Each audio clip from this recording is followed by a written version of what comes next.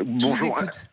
Oui, alors deux choses, hein. La première, je ne sais pas si c'est la dernière digue, hein, qui vient de sauter, Mmh. mais je suis stupéfait qu'on s'autorise des choses comme ça. Je ne sais pas comment Gifler les un gens... président de la République. Ah, écoutez, j'ai trois enfants, je ne sais pas si j'ai réussi leur éducation, l'avenir le dira, mais je suis sûr de quelques petites choses, hein. C'est qu'ils disent bonjour, merci, au revoir, et que jamais, jamais, au grand jamais, il ne leur viendrait à l'idée de frapper un élu de la République, et encore C'est moins le président de la c'est République. une étape, vous le disiez pour vous quand vous dites, je ne sais pas s'il y a une digue qui a sauté, ça veut dire qu'en tout cas, c'est la suite d'autres petites violences qu'on voit tout le temps, des élus qui se font agresser. Oui, Nicolas Poincaré rappelait tout à l'heure qu'on a quand même Mmh. de par le passé déjà deux présidents de la République qui ont été assassinés, il y a eu des tentatives contre le général de Gaulle.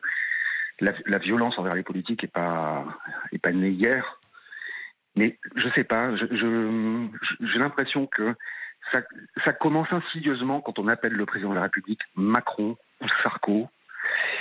C'est pas faux. Euh, C'est pas faux. D'ailleurs, voilà. nous-mêmes, journalistes, c'est vrai que c'est quelque chose auquel on fait attention. En tout cas, je sais que moi, j'y fais toujours très attention. J'ai toujours considéré qu'il fallait non seulement donner leur prénom, mais aussi leur titre.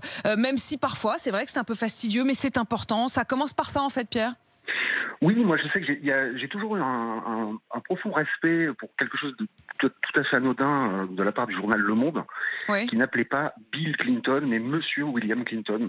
oui. Je pense qu'on devrait s'en tenir à ça, même si ça fait vieille France, même si, comme vous le disiez, ça fait un petit peu fastidieux, mais Mais qu'on soit... c'est peut-être ça aussi qui maintient un pays ensemble, en fait. Oui, oui, et puis vous le disiez à l'instant, quand oui, on se permet d'insulter, de menacer de mort sur les réseaux sociaux, ça participe de tout ça.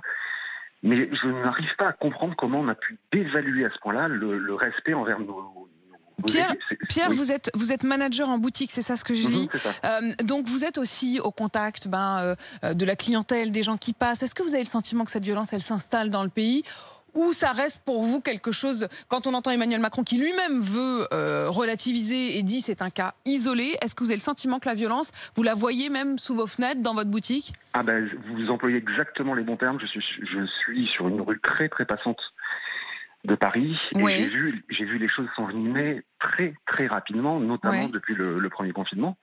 Vous J'ai voyez la l'impression différence? ah oui, oui, j'ai l'impression que les gens ne supportent plus rien. Le taux de klaxon Hmm. à l'heure, dès que Oui. quelqu'un ne démarre pas au feu vert, on met même son clignotant pour tourner, et ne peut pas tourner parce qu'il y a un piéton sur Il y a une passage piéton, les gens impatience. derrière.